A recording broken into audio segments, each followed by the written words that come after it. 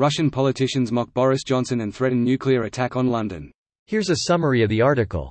Speaking on Russian state TV, one guest claimed the royal family had atomic weapons and were like a monkey with a hand grenade prepared to pull the pin.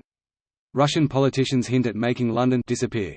Russian politicians have threatened nuclear war and the destruction of London and New York while also mocking Boris Johnson.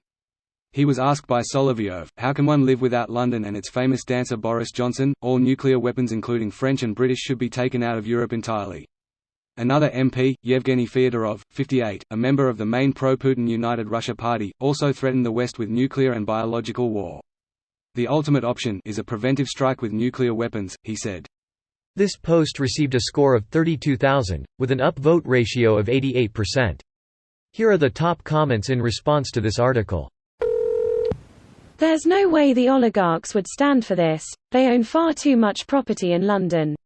In the late 1970s, General Sir John Hackett assumed it would probably hit Birmingham.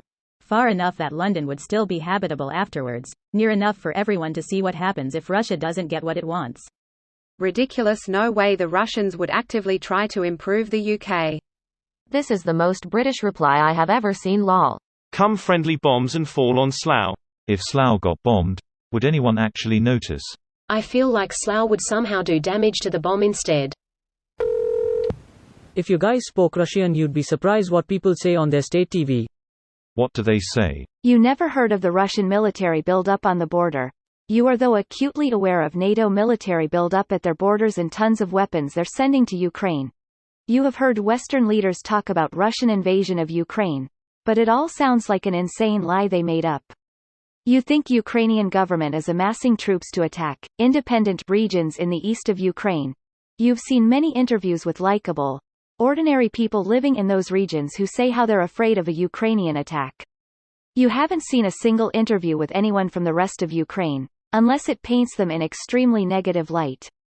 You generally think that the Ukrainian government is not legitimate and is a US puppet, and they're also all fascists who want to attack Russian people. People often ask, how is Putin justifying the invasion to his own people?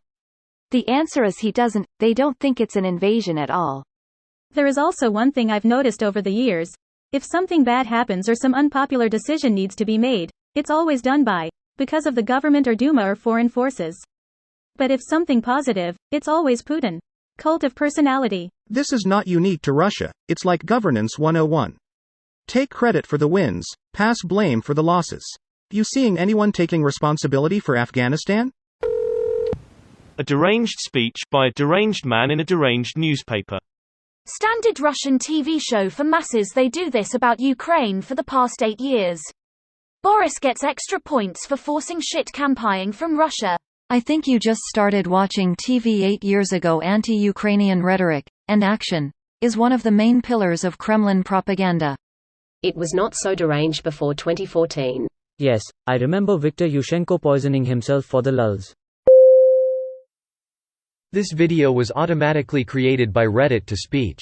The article and comments in this video were selected from Reddit according to their upvotes, and any paraphrasing was performed by smmry.com, without any human intervention.